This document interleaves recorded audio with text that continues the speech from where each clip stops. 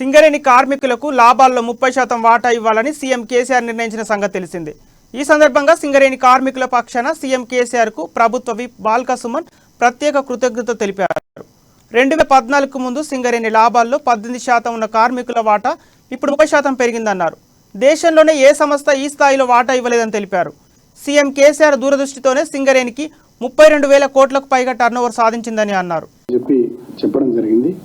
So నిన్న సింగరేణి సంస్థ యాజమాన్యం మా సింగరేణి కార్మిక సోదరులకు ముఖ్యమంత్రి గారి ఆదేశానుసారం లాభాల్లో 30% వాటాను సింగరేణి కార్మికులకు ఇవ్వడానికి సంబంధించి నిన్న ఒక ప్రకటన చేసింది. దీని ఫలితంగా 368 కోట్ల 11 లక్షల రూపాయలు సింగరేణి కార్మికులకు ఈ లాభాల్లో వాటాల భాగంగా రావడం జరుగుతూ ఉంది. ఈ సందర్భంగా నేను అదేవిధంగా మా కోల్బెల్ట్ ఏరియా ఎమ్మెల్యేలందరి తరఫున మా ప్రజాప్రతినిధుల తరఫున మా కార్మికుల పక్షాన గౌరవ ముఖ్యమంత్రి గారికి హృదయపూర్వకంగా కృతజ్ఞతలు తెలియజేస్తా ఉన్నాం. నిన్న కూడా సింగరేణి వ్యాప్తంగా కోల్బెల్ట్ ఏరియా వ్యాప్తంగా గోలేటి నుంచి మొదలుకొని సత్తుపల్లి వరకు పెద్ద ఎత్తున మా సింగరేణి కార్మికులందరూ కూడా పాలాభిషేకాలు చేయడం, బాణసంచ కాల్చడం,